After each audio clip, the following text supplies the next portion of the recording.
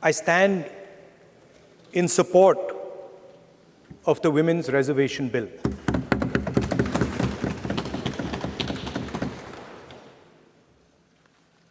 Yesterday, I was listening to the discussion, and the issue of the Sengol came up.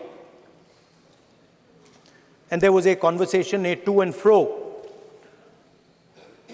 about the Sengol. And also a little bit about the conversation about the transfer of power from the British to the people of India.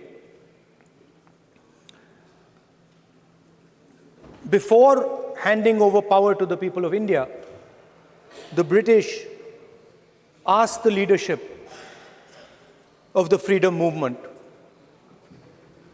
who are we going to transfer power to? And of course, there was a little bit of arrogance in this statement, because they viewed India as a poor country. And the revolutionary answer that our freedom fighters gave was, we are going to transfer power to the people of India. So we became a country that from its inception gave the vote to all our women. And this was a revolutionary thing at the time. We also gave the vote to every single community. And the vote was a mechanism of transfer of power. It was designed to further transfer power to the people of India. And if you look at the journey from independence, it's been that journey. It's been a constant transfer of power, more and more and more power to the people of India, on one side. And on the other side, the counter idea, that take away power from the people of India. This is the fight that is going on. And in fact, in many ways, it is the fight that is taking place today. Huge step forward in the transfer of power to the women of India was Panchayati Raj, where they were given reservation and they were allowed to enter the political system at scale.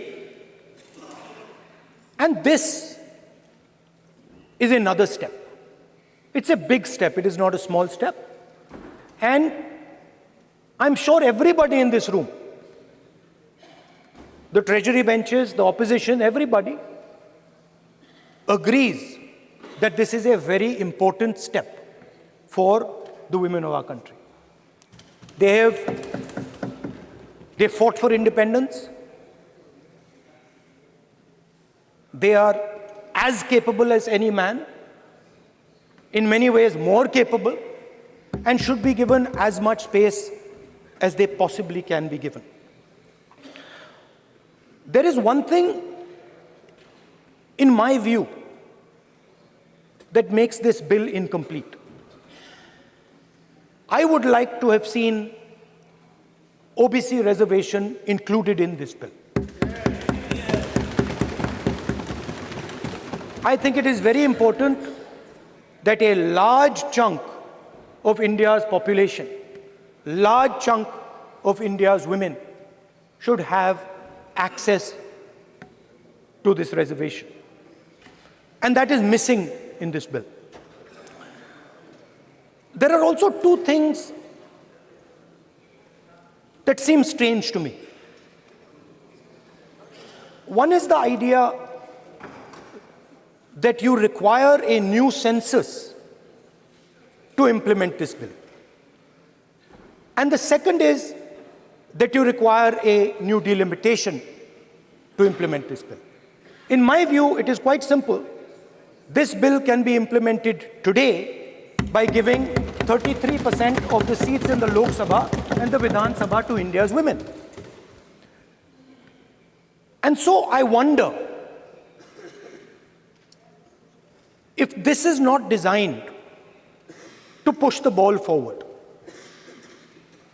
To push the ball forward 7, 8, 9 years, and then let this thing play out the way it does. I know my friends tend to like to take the attention of people away from other issues. You know, there is, of course, the Adani issue, which is they always want to take the attention away. But there is another, I would like to say that. One of the things that, this is quite a nice building, nice peacocks, nice peacock feathers on the ground, nice peacock feathers in the chair. It's a nice, tasteful building. But frankly, I would have liked to see the President of India in this process. The President of India is a woman.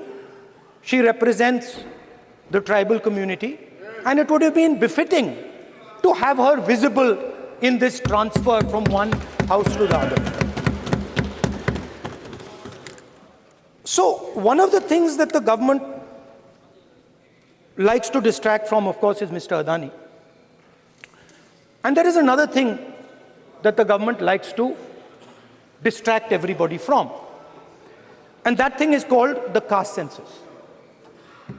For some reason, and I don't quite understand what this reason is,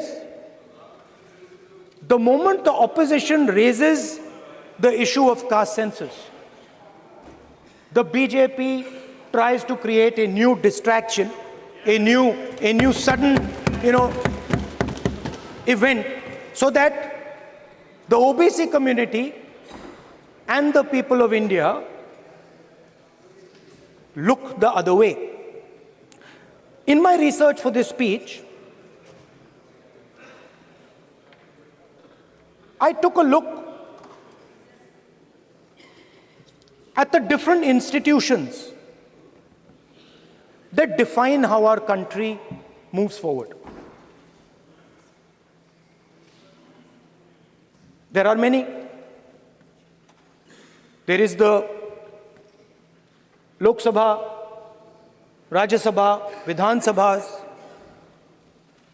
There is the bureaucracy. There is the press. And there's the judiciary. And I looked with an eye to understand what is the participation